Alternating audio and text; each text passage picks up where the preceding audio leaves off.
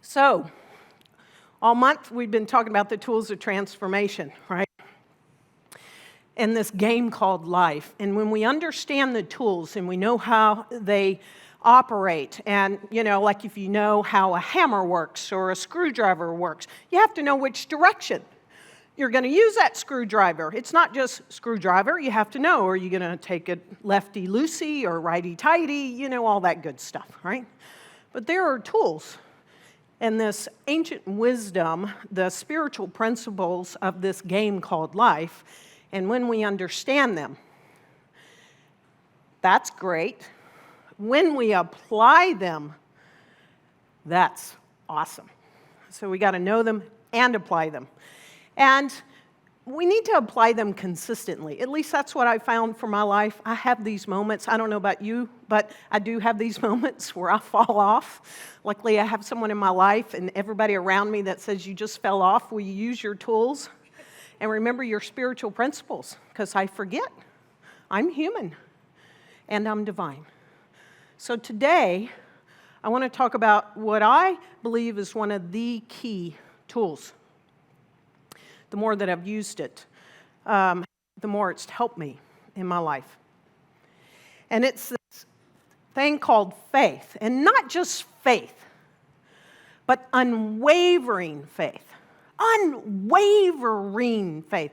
Well, okay, I might waver just slightly, but when I know I'm wavering, what do I need to do? I've got to come back and be strong and steady and grounded and say, right here is unwavering faith.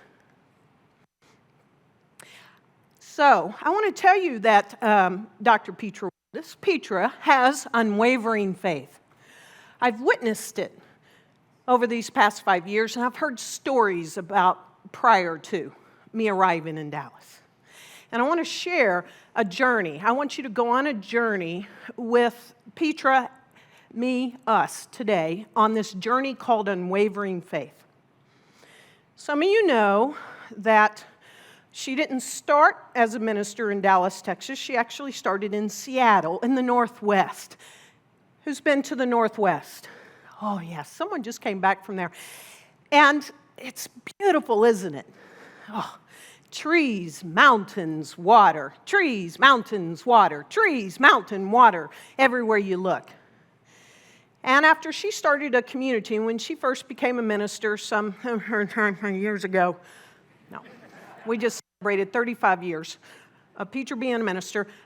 She started a community, and she built it from no people to hundreds of people in 7 years. And as she likes to say, she flamed out and burned out royally. So after that big flame out, she bought herself a cabin in the woods. She went to the Cascades Mountain, and significant introvert, bought a cabin in the woods, and boy, was she in heaven. Heaven on earth, living in her cabin, had a pottery shop, all that stuff, and just loved it. Then this really beautiful thing happened in her life. She had a son, Jason. So she had a son, and it didn't take long for her to figure out, I don't think I can really truly raise a son by myself in a cabin in the woods in the middle of nowhere. So she decided to come to Dallas, Texas to live where her mother and stepfather were living. Now, I've heard some stories about this.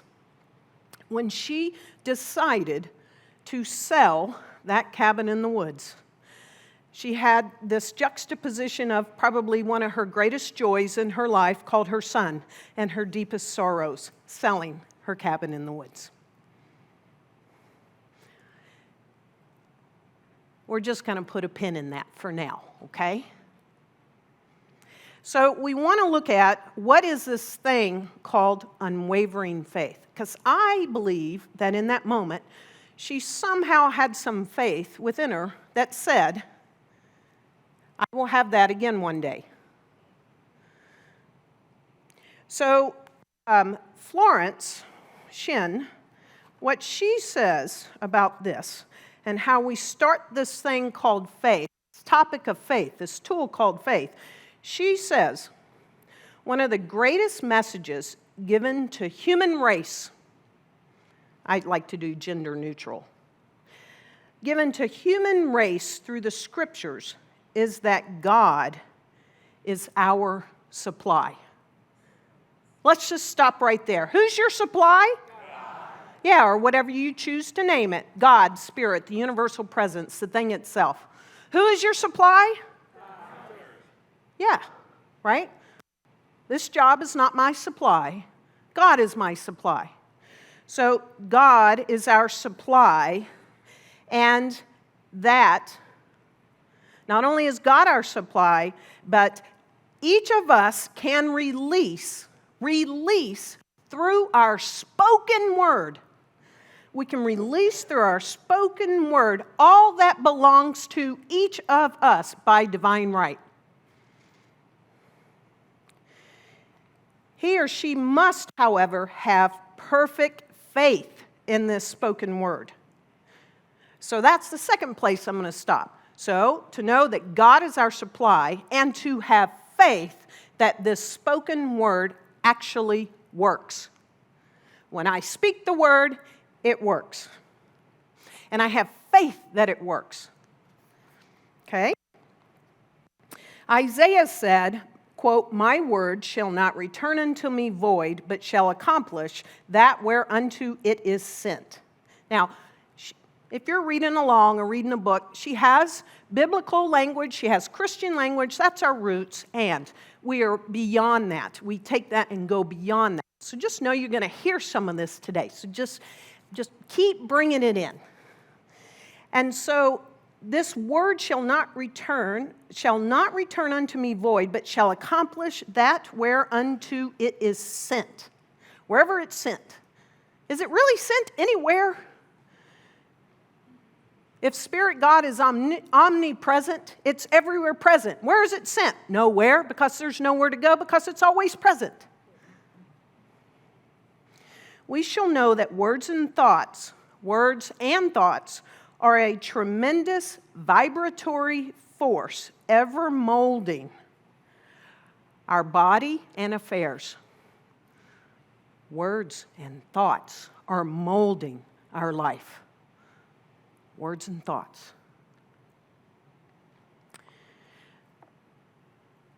What does Ernest Holmes, our founder of Science Mind, say about faith? He says a lot about it. He has, at least 50 definitions in the textbook. This happens to be my favorite. On faith, if we're going to have unwavering faith, he says faith is this mental attitude. It is this mental attitude within our own thought, which is so convinced of itself, its own idea, whatever this thought is, which so completely accepts it that any contradiction to it is unthinkable and impossible.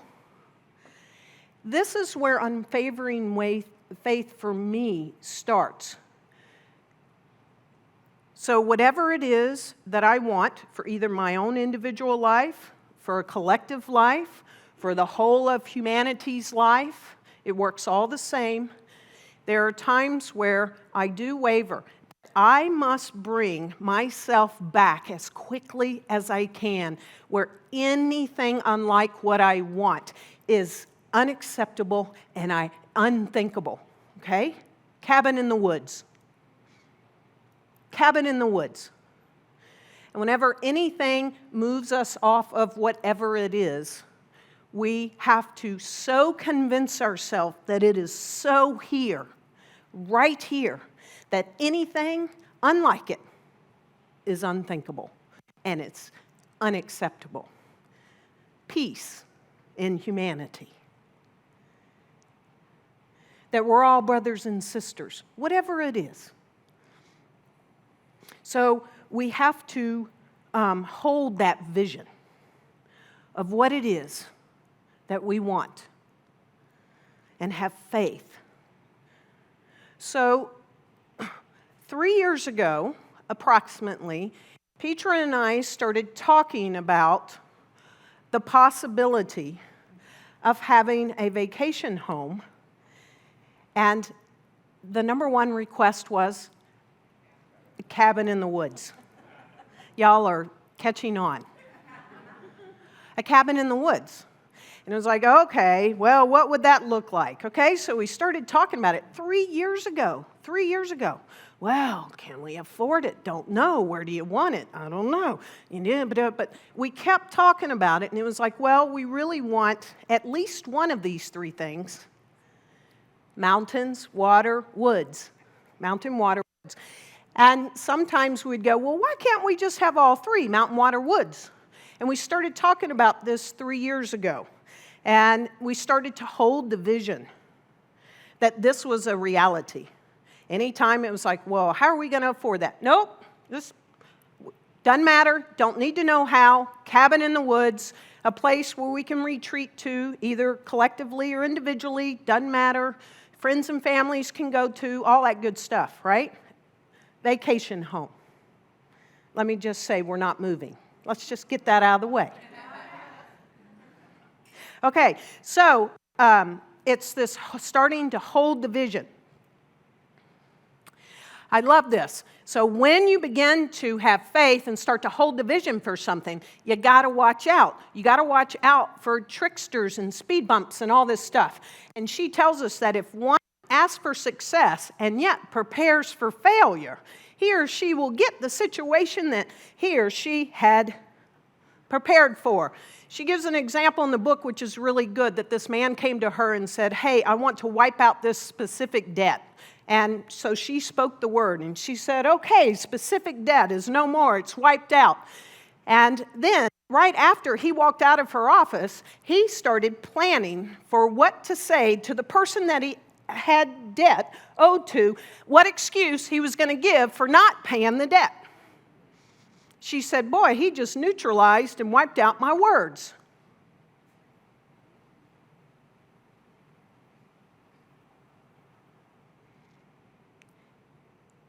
When one asks for something and prepares for something else,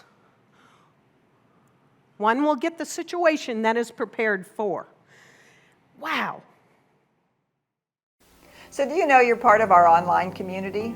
Every time you watch us, you belong to CSLDallas, and we're so happy that you're part of our community. And we love providing you this kind of spiritual message. So if you want to keep seeing this, please donate.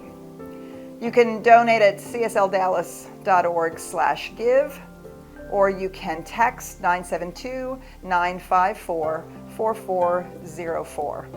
Be part of our community and sit back and enjoy the message.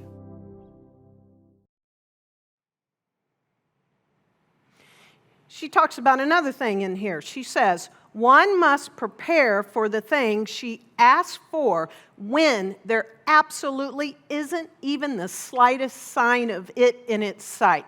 There is no line of sight, cabin in the woods, don't even know where, don't know if it exists, does it have to be built, whatever, is it on the floodplain or not, where is it? There's nothing in sight, but one must begin to prepare for what it is that we each want when there's not that in sight.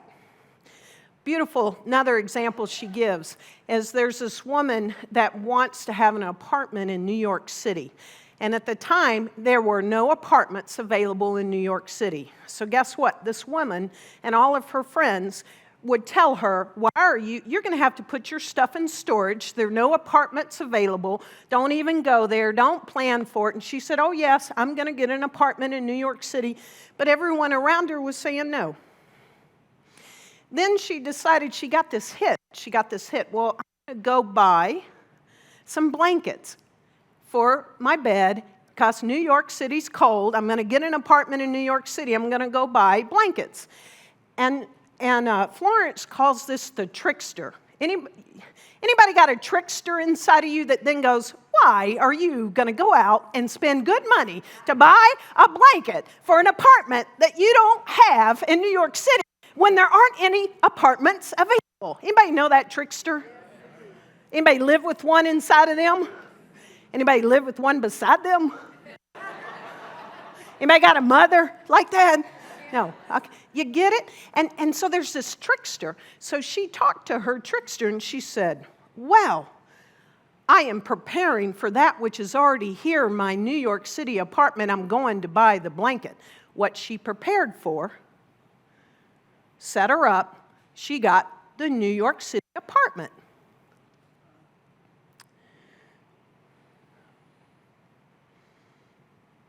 Yeah. And so when we act, and I mean like action, not play action, when we act as if we already have it, that's attracting it to us. So that's something that Petra and I did over these past few years. We made sure, and we just got back from Colorado, a beautiful cabin in the woods. And there's mountains and there's trees. There's water sort of over yonder way. But there's water and trees. That's where we've gone for a week or two, either individually or collectively, for these past couple of years. In fact, because we wanted to know what it felt like. We wanted to sit in it. We wanted to be in it, and to get that mental equivalent of it. We actually took time within our vacation over these past couple of years to start talking more and more about this cabin in the woods. And we'd write it down, and we'd start looking at properties online. Zillow's really a little thing. Spend a lot of time on Zillow. And we just kept doing this. So we were preparing and being with it. So we acted as if this was our cabin in the woods.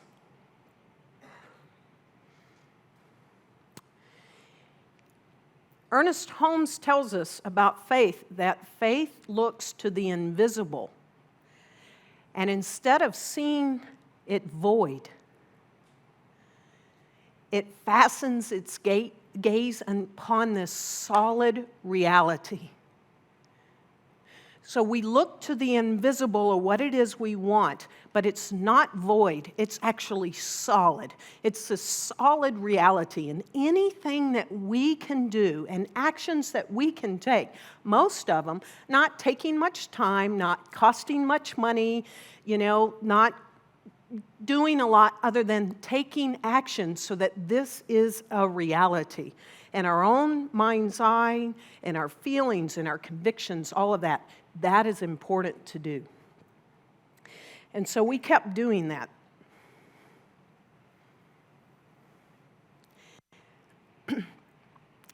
Now, Florence gives a really important key to this unwavering faith that sometimes I'm challenged with.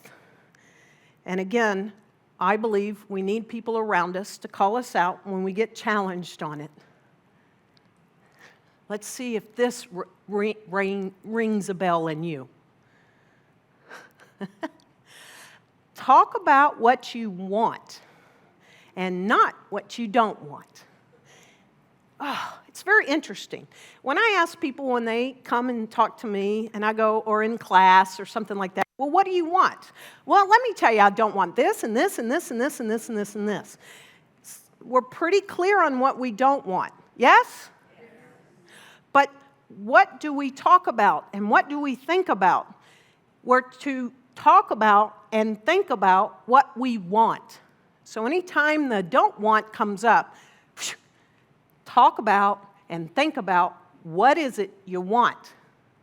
Cabin in the woods. So we started last year, felt like, okay, this is really something we want. And we got clear enough on what it is. We wanted, some acreage, wanted woods, mountains, or water, and or all three. And we started talking about it. And as some of you know, last summer, we just happened to be talking about it with someone at lunch. And that person in October, when they came here, a minister, when they came to the ministers' gathering, said, you know what, out of the blue, we didn't know her that well. Just out of the blue said, my husband and I have been owning this acre of property in New Hampshire for over 20 years. We've never built on it. We want to give it to you. That's what we said. Guess what? when Petra said, hey, guess what? Da-da-da wants to give us and I said, yes. I mean, really, just like that. I'm like, yes. Didn't know where it was, New Hampshire, But we said yes, and we actually talked about this in this community already. So, look, that's the yellow dot, A39, in a neighborhood, not like a neighborhood here. We're talking out in the woods, but, they did, look at all the squares. There's still quite a number of squares out there. But we decided in February, we got it in October, November, we decided, well, let's just go see it. What is this thing? So in February, in the deep of winter, we fly out to New Hampshire, not knowing what it is we were gifted, but cabin in the woods got our attention. And we went out there in February and saw it, met people, looked at it. We walked basically the whole acre. Petra cried on the property. I went, uh-oh, she's crying on the property. I wasn't feeling it, but she was crying on the property. So we walked through it. Look, there she is. She's just so happy in the woods, y'all. I mean, she just wants to live in the woods. And so we talked about it. We talked for several hours afterwards. We started thinking about it. It started to grow on me a little bit. It had a lake. It was in the mountains. It was about 2 hours outside of Boston. I got to see my niece and her husband, and it was great. A little 48-hour roundabout trip. And here we go, and we come back. We're all excited, and we're like, okay, well, we hadn't thought of New Hampshire, but let's do that. And maybe we start looking at what to build on that property. 1 acre gifted to us in New Hampshire. So we basically started planning with our Unwavering Faith. Let's keep doing this. Well, we sort of sat on it for a little bit after February. I think we wavered a little bit. I wasn't really feeling it, but I was trying to get into what she wanted, and it was gifted to us. So why should we look the gift horse in the mouth, right? And so we just started. So guess what I did? I love to research things. So I started, well, what is it going to cost to build something on the property? Well, gosh, first of all, you have to drill a well. Second of all, you have to get septic. Oh, my goodness. There is electricity out there, so we got that. We'd have to walk to the lake, but it wasn't that far. It was less than a mile, And then I started looking at prefab homes to drop in the woods and da-da-da. Do you know how expensive those are?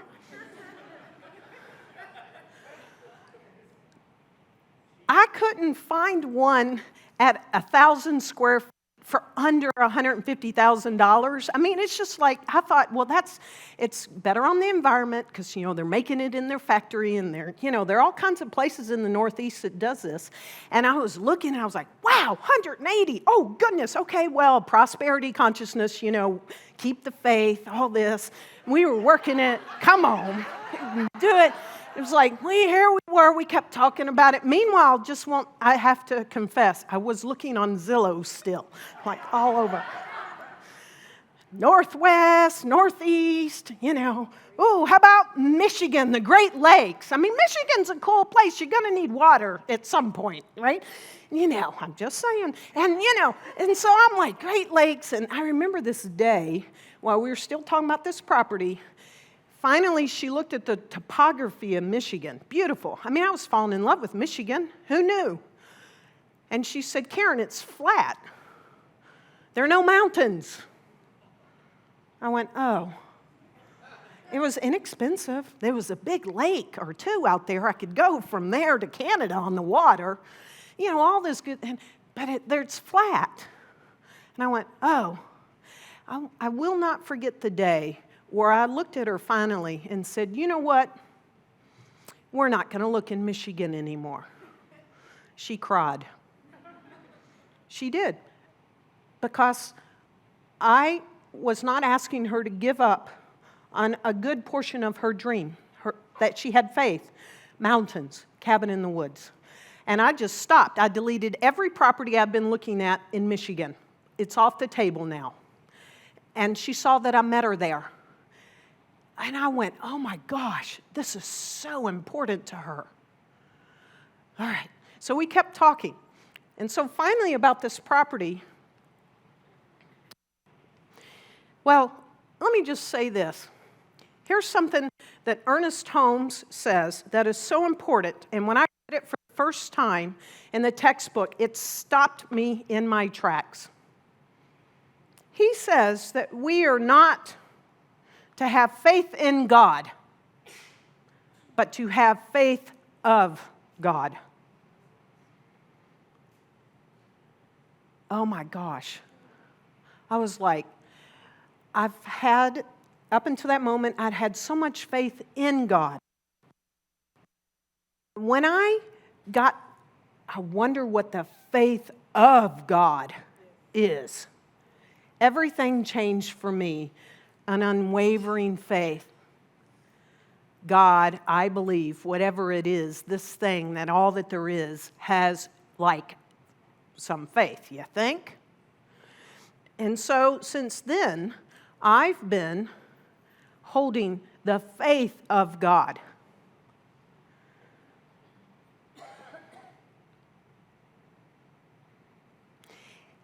And Florence says something that is also very important. When you take the faith of God and you add something to it, it is very powerful. She's talking in this chapter, The Law of Prosperity. She's talking about this guy that had a vision for something. And he knew that he needed some help in holding that vision. He needed someone to help him hold to that vision. And this is what we each can do for each other. I want you to hear this. I've been contemplating people in this community that have been holding something and holding something and holding something, and then it hadn't happened, and there's big disappointment. And I'm like, but I wonder if they've asked a practitioner or a minister or someone else in this community to like hold that vision with them. And she talks about this. She says that Jesus knew the truth of this when he said, quote, "If two of you shall agree on earth as touching anything that they shall ask, it shall be done for them of my Father which is in heaven." So when two or more, but two agree on something on earth, it must be done. As within, so without, as above, so below. The friend, so one gets too close sometimes to his or her own affairs and becomes doubtful or fearful. Anybody? I mean, I get too close, and the doubt comes in, fear comes in, and I'm like, this, really? It can't happen. Really? We're gifted a proper, whatever. You know, it's like fear just starts coming in. And so I ask people all the time, I need you to hold this vision with me. I need you to stand strong with me. Don't let me waver. This is the vision. And that's what Peter and I have been doing for each other on this cabin in the woods. I really need people to hold the vision when it comes to like my physical body stuff, because, you know, if I got a cold and it's just snot coming through my nose and it's stopped up, I don't really feel healthy. And I'm using cold as an example. That's when I really have some, but two or more agreeing. So she says it is much easier to demonstrate for someone else than for oneself. So a person should not hesitate to ask for help if he or she feels himself or herself wavering. So if you're holding the vision for something and you know you're starting to waver and you can't get back to that unwavering faith, call a practitioner, have a session, call one of us. You know, say, I want you to stand with me, this, and don't move off this spot till I call you back and say it is done. Wow. That is so important. So we decided, since we were standing on this cabin in the woods, we decided, well, I guess we better finally take some action. We had seen it. Looks like a good place to build on. Let's get a perk test. You know, you have to see if it'll percolate to put a septic on it. So we did that a couple of months ago. We spent the money to do that. And guess what? It didn't. Didn't perk. Can't put a darn thing on that piece of property.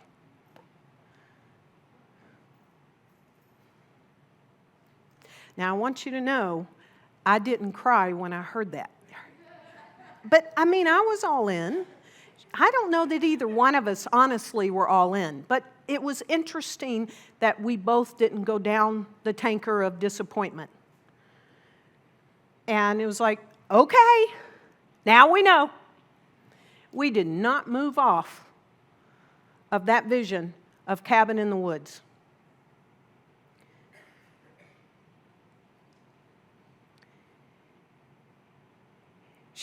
She talks about this. She talks about this in the book. And I don't think I had thought about it in this way until I read this book. A student, we're all students, must remember also not to despise the, quote, day of small things.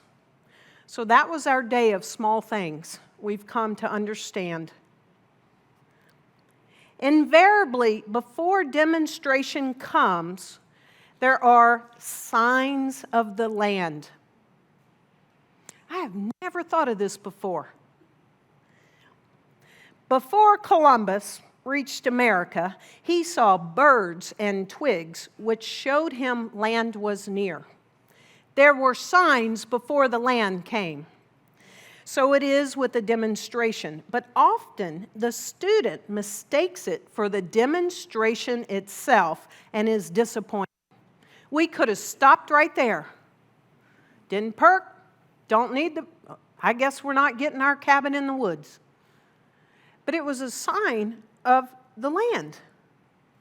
Sometimes we hear, and practitioners will hear, well, it wasn't God's will. Okay, we have a whole class on that. Wasn't meant to happen. Whatever. So we just let go of what it is we've been holding unwavering faith for, because there's something, a bump in the road came, and some of us, at times, I know I have, I'm done. All right, let me go on to something else of what I want. But these are signs of land. She gives the example that this woman wanted a set of dishes. So she asked Florence, you can ask prayer for anything, set of dishes. So she had asked Florence to speak the word for a new set of dishes. And soon after that, a friend gave her a pot, and it had a crack in it. Crack pot. Ah!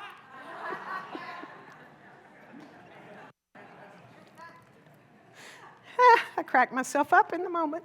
Anyway, so she said the pot was just a sign of the land. It shows that your dishes are coming. There's your sign. Look upon it as birds and twigs and seaweed, like you're about to hit land. And not long after that, she got her new set of dishes. Okay, this is so important. This was like significant. I was like, oh my gosh. So New Hampshire flew out there. We kept talking after that. We said, well, at least now we know. And so guess what? We decided now we're going to get really busy, because it was like this urgency. And I got on Zillow. On my day off, on Friday, I spent hours on Zillow. Okay, didn't look in Michigan, looked in the Northwest, in Seattle. It's expensive. let that go. Just started looking in the Northeast, looked at some property in the Adirondacks, mountains, water, whatever. At New Hampshire, I never would have looked in New Hampshire, but because we were gifted property in New Hampshire, started looking in New Hampshire, Vermont, all that area.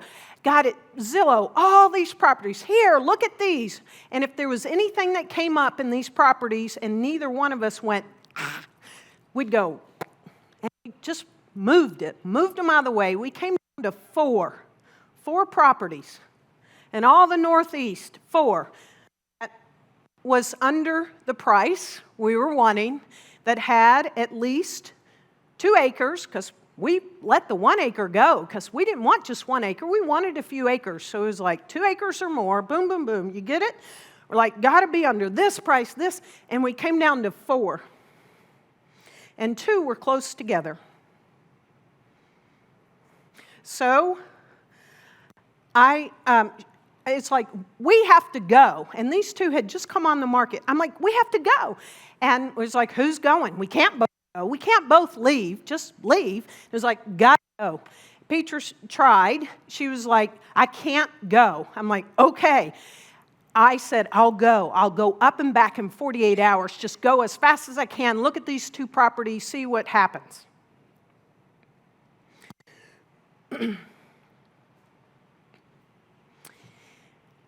I really thought the first property, 6 acres, they were both 6 acres, I can't even talk, I'm so excited. 6 acres. Peter, will you come up here?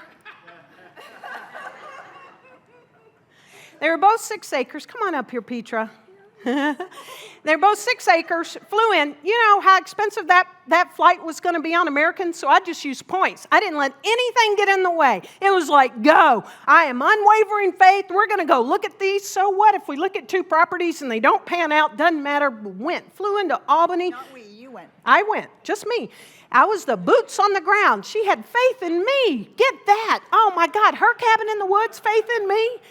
But she did. She had faith in me.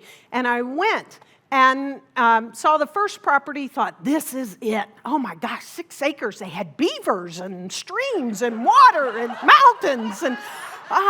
But then it was a little close to the road. And then the owner talked about some things that didn't sit well, because this is like we're barely going to go there during the year, for vacation. So what happens when we're not there? So we didn't like what I was hearing.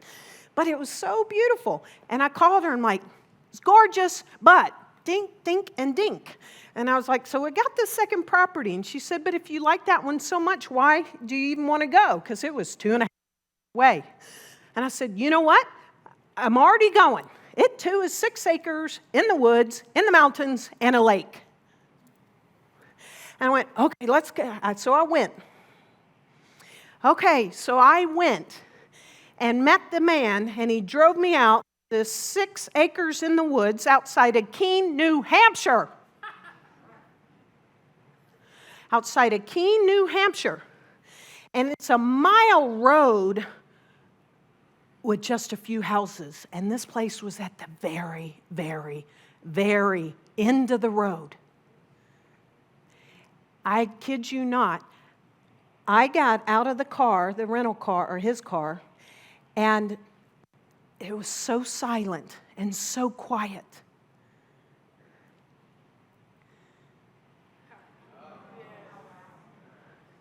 It was so silent and so quiet. It's a 3-season home on 6 acres for way less what it would have cost to put the house on the acre. Fully furnished.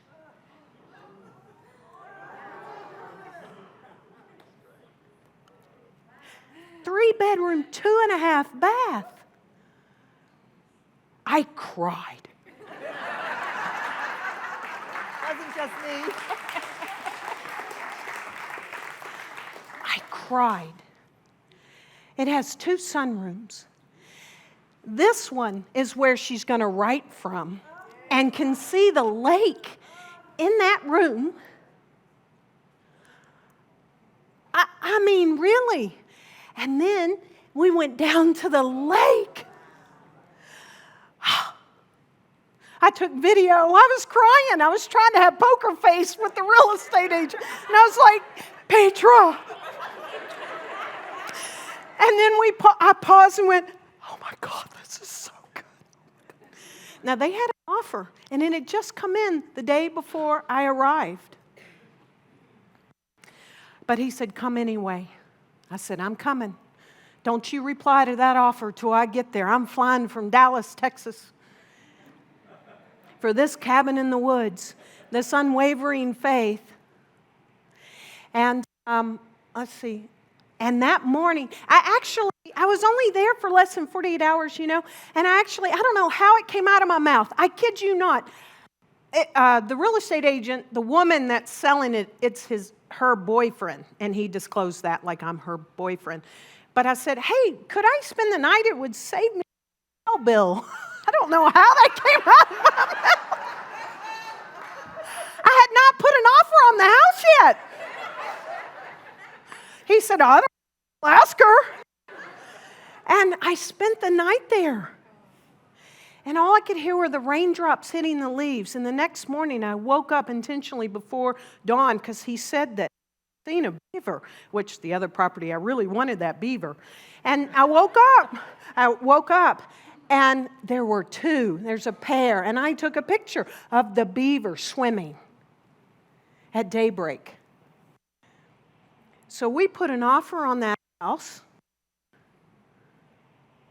You can say something if you want to. You're doing great. Okay. In order to get it, we put a cash offer on the house, which is amazing. They accepted the offer.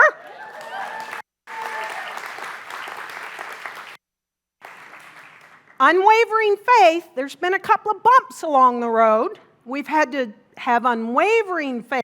They can't quite decide how big the property is. They don't have an actual survey.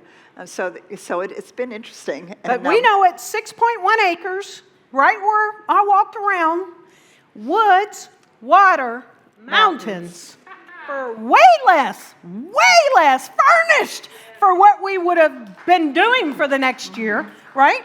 And cash, no mortgage. Which is one of the things that was on my unwavering list. She didn't want that. No mortgage. And I want you to know we want to rent it. We can rent it to people we know.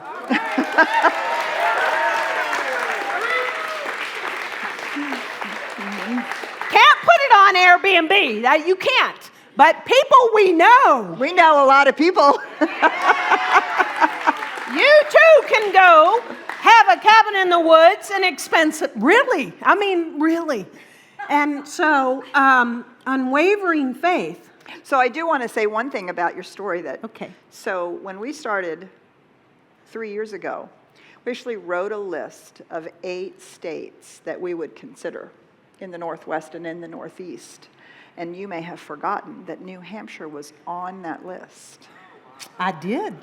It was. Actually, at one point, we circled it as one of the places that we wanted to look at. And so even in the unwavering faith, do you see that you don't have to obsess about it? She'd actually forgotten that New Hampshire was on our list. But that idea, as it continues to get worked, right? And we actually had gotten pre-qualified for a mortgage. The other house was more expensive. We would have had to put a mortgage on it. We did all the work to pre-qualify it, and I kept having in the back of my mind, no mortgage, no mortgage, no mortgage, no mortgage. But the unwavering faith does not mean we obsess about it. It is that anything unlike what we want is actually unthinkable. Do you see the difference? And it becomes so unthinkable for it to be any different that there are parts of it that you forget about because it's so accepted as a part of that which you have faith in. Did I say that in a way that made sense to you? Sometimes I think we work so hard at making sure we have all the pieces and that we're not actually in that place of deep, unwavering faith. Yeah, and I want to share the last piece of this process before we heard that it was accepted. This is another thing that Florence talks about that I've really got to understand recently over these past few weeks. When she said yes to me staying out there, we wrote the offer, and then I went out there to spend the night. There's no cell coverage on AT&T, so don't worry, we're getting a phone for the local carrier, phone. so you can have. Anyway, but I got out there, and he said he would get back to us as soon as he could. But I got out there, and there was no cell coverage. No internet. No internet, no nothing. And I'm out there by myself in the dark in a cabin in the woods. And I cannot tell you the tormenting thoughts that came that night. Well, they're not going to accept the offer. Oh my God, what's going to happen? This and that. I mean, I was tormented. And every time I was tormented by those thoughts, I kept going, no. This cabin in the woods, feel this bed. This is our bed. Oh, look at that sink. It's our sink. I just had to do whatever I could because it came really hard. Now, what I didn't know is he had already texted me and had already emailed both of us that the offer was accepted. But I did not know that until 8 a.m. the next morning when I got back into cell coverage. And I had to work. It came in a flood, these tormenting thoughts. Like, what if this doesn't happen? And I had to stand in faith. And it's not just the tormenting thoughts, then also there are bumps in the road. And I want to underline the difference between bumps in the road and signs of the land. I can't tell you how many times I have the conversation. Well, this is difficult, and they said this and that. Well, what am I doing wrong? I must be sabotaging myself. This must not be what is meant to happen. No, they're just bumps on the road.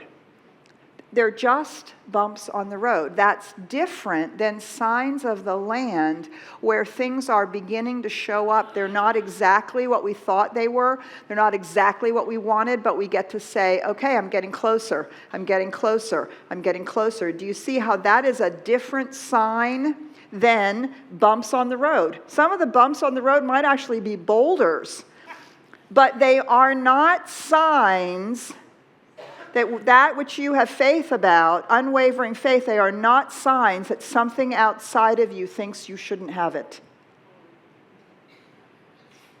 That's an entirely different thing, and that's really where our unwavering faith needs to keep seeing that we are moving down the road, we are managing the bumps, whatever needs to be done. So what does it mean for you? You're going to have a cabin in the woods. Well, I cried. So I'm going up. So I'm actually flying up Thursday morning, and we do the final walkthrough to make sure they haven't taken the sink that's ours or something, or whatever. See, I went to go see it. Now she's going to close on it because I haven't seen it yet. I've only seen the pictures, right? And I had absolute faith that Karen's eyes and heart would know, right? So I get to walk through it, and then Friday, then I get to be the one to close. I'll have Karen's power of attorney. I'll close for us, and then I'll ask her a million questions about what does it mean to have a 3-season house. Like can you leave the dishwasher soap over winter? Like what happens when it freezes? You know what I mean? I have no idea what it means to winterize a cabin that has to be closed, and then I'll get to stay out there for a couple of nights to get to experience it. And I will tell you, I want to also really underscore the power of 2. Because the cabin in the woods has been the dream of mine. Actually, it was a dream starting when I was 16 years old. I knew I was going to live in a cabin in the woods. And when I moved out into my cabin in the Cascades, I understood that whatever that was, 12, 15 years later, somewhere in there, that I was living that declaration that I had made at 16, that I was going to live in the cabin in the woods. And it was heartbreaking when I had to let that go. When I just couldn't see my way through to stay there. It was heartbreaking. And I've had that in the back of my mind. I've had a cabin in the woods once before, and I can do it again. But I've raised a child on my own. I've been in the ministry, and it was really Karen's and my collaborating on that vision and really talking about what do we want in this experience and trusting each other's intuition about it and the work about it and this holding each other strong when one or the other of us would waver. And I would think, I don't know how we're going to buy something in the Northwest. It's way, way expensive. And how, and how we're going to do this. I don't want a mortgage. I don't want a mortgage. I don't want a mortgage. Did you hear me? I don't want a mortgage. No mortgage. No mortgage. And people are like, oh yeah, we can get a mortgage. I'm like, no mortgage. No mortgage. Right? But I can't figure out how that's going to work. But in the power of two and the sharing of that vision and the holding it with each other, I cannot tell you how my faith was strengthened. Right? So it wasn't just my unwavering faith, which I do know I have a lot of. It was the strengthening with someone who had that unwavering faith with me. And whether it's a partner, whether it's a business partner, whether it's a friend, somebody that you really say, okay, we're gonna imagine this together, even if that other person isn't a part of it, but is standing there with you in it. Because there were times when I thought, I don't know how this is going to be possible. I don't see how we can afford it. I don't know how this is going to be, right? And then, boom, there would come the faith. There would come, and then sometimes it would be me. Do you see what I'm saying? Right? And that power is so important. It is. I've learned that. And so this is a key reason why we're in community, is to hold each other and to have that, help each other have that unwavering faith. And so I want to end, and so we all, because Peter's like, hey, she normally would not have even announced this till after Friday. So we're asking for you to hold that vision, that she signs that paper on Friday for the cabin in the woods, so you can go to the cabin in the woods and retreat in the fall, because we can't go for the whole rest of the year, just so you know. The fall in New Hampshire, Anyway, fully furnished, so don't have to do anything. So it's exciting when these things happen, and we hold each other when those things happen between here and there. And it's like it's not happening. Yes, it is. Mm-hmm. That's when we need each other the most. Anchor it.